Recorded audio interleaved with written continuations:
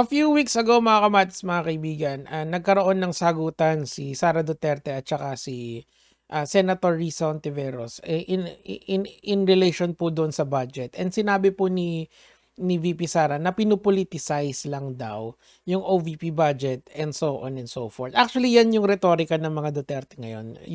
They are being overly politicized and they are being politically harassed. Mga kamatis, mga kaibigan, nasa politika sila. Everything is political. Now, let me go back sa Davao and talk about yung pamumulitika din ni Baste Duterte sa calamity. This is what we call calamity politics. For today's video, I explain ko sa inyo yan. Eto kasing video na to na nakita ko. Panoorin lang natin ng konti. Okay yan. Medyo forward lang natin ng konti. Ayan.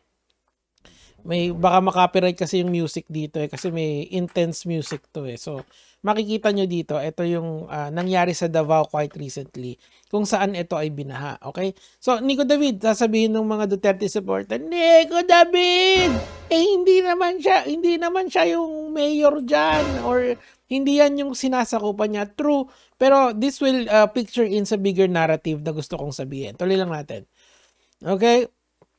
Ayan, so should focus severe flooding in their own backyard. Kasi of course, ayan, mga Duterte, unahin nyo munang ayusin ang Davao para may meron kayong mag-emote bago mamintas ng kalagayan ng ibang lugar. Actually, yes.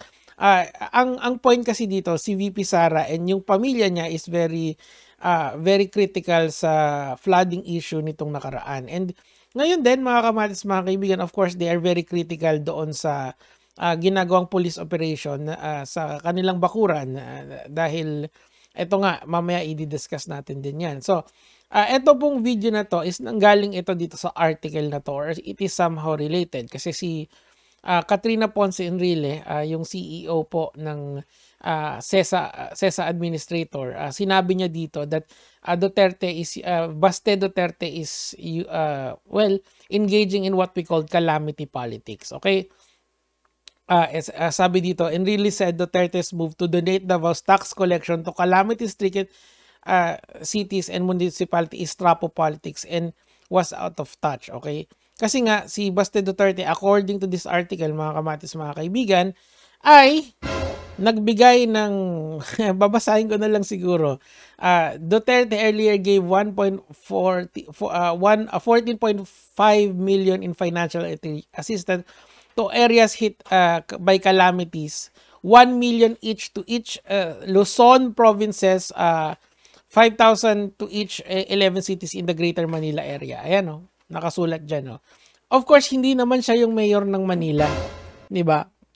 Mas Manileño pa si Boy Dila kaysa sa kanya. So, bakit kaya Baste Duterte, yung tax money ng iyong syudad ay binibigay mo dito sa amin sa Luzon? Hindi ba dapat mag-focus ka sa Mindanao kung saan taga doon ka? That is the whole point of this video. Mga kamatis, mga kaibigan, panoorin natin. Teka, wala kasi yan. Kita mo ang daming so that is the pino-point out nung rito. Pinaganda lang nung gumawa ng video na to na sa TikTok ko nakita. Ayan dahil lang Davao City Mayor ay namamahagi. Yan mismo. Ito mismo yung kinikriticize nila sa current administration na ginagawa din nila. If someone is actually politicizing something, it's them. Labo, di ba? Sila din yung nagkakainan O, tuloy natin. Sige. Tatak Duterte. Tantararan. Tan. Ayan pasikat daw siya. Ganun talaga. Trapo. Galawang trapo yan Kung saan may problema, doon mo focusan. Yung captured audience na nilang Davao. Okay? Naalala ko, maraming nagagalit sa akin when I'm criticizing the Dutertes for the baha in Davao. Let's be honest here. Kung walang Davao, walang Duterte. Okay? Ang intindi ng normal na tao dyan, hindi ako, of course, I understand the nuances of this. But yung si normal na si Juan at saka si Maria na pumapalaot lang lagi sa internet, Davao is Duterte. So, bakit hindi ka mag-focus diyan sa sarili mong background at ayan kita mo at ayusin mo yan. Now, ngayon, ang peg niya ngayon is eto. Papakinggan natin to. Ang Police Regional Director ng Davao matapos ang rigodon sa Davao City Police. Pinagmumura at pinagbantaan pang sasampalin ng alkalde ang general. Grabe, di ba? Nasa frontline ng balitang yan, si Mayan Los Baños. Oh, fortunately, hindi niya naman yan tinuloy. Parang yung ginawa ni Sara Duterte 11 years ago doon sa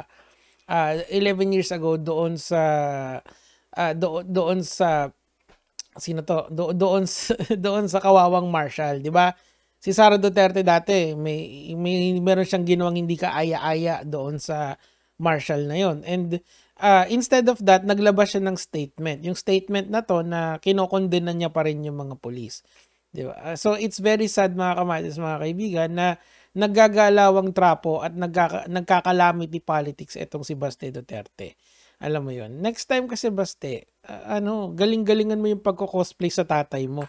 Kasi para siyang cosplayer ni Duterte. As in, kung paano magsalita si Duterte, yung matanda kung paano siya magsalita, ganun din magsalita si Baste. That's how ridiculous this person is. Anyway, pakinggan nyo. General nga. Diba? Pikit nyo yung mata nyo ganun. Nag-ugat ang Sino ang maririnig? Sino ang mai-imagine mo kung sino? Diba si Duterte? Yung tatay niya. Well, tatay naman niya yon. Pero the thing is, iba yung tatay sa anak. Okay?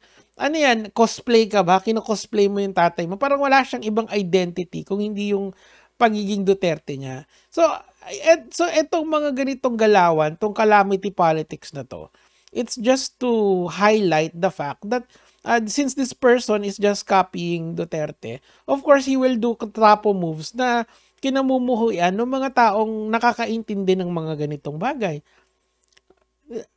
Irereklamo nila yung Manila, Greater Manila for flooding, pero sila din naman yung backyard nila. Actually, mas malala nga yun eh.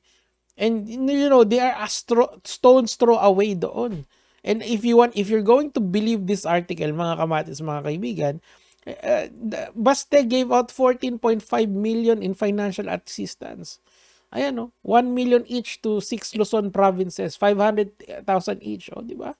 In Greater Manila, and 300 each. I mean, maganda yan. But the thing is, meron din nangyayari sa iyong backyard pala.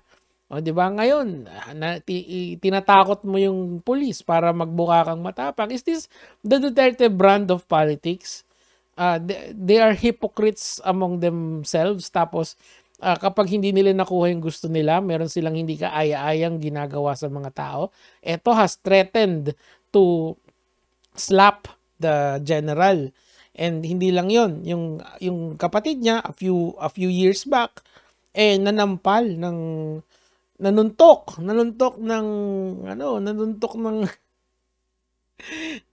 ng Marshal, di ba? So can you not see the irony of the Dutertes?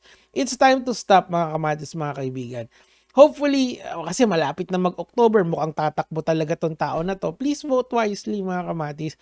Wag lang kayong tumingin sa pangalan. Tignan nyo rin yung nagawa. So far, ang nagawa pa lang nito is to be the best cosplayer ng kanyang tatay. O paano? Yun lang naman. Gege, mga lods.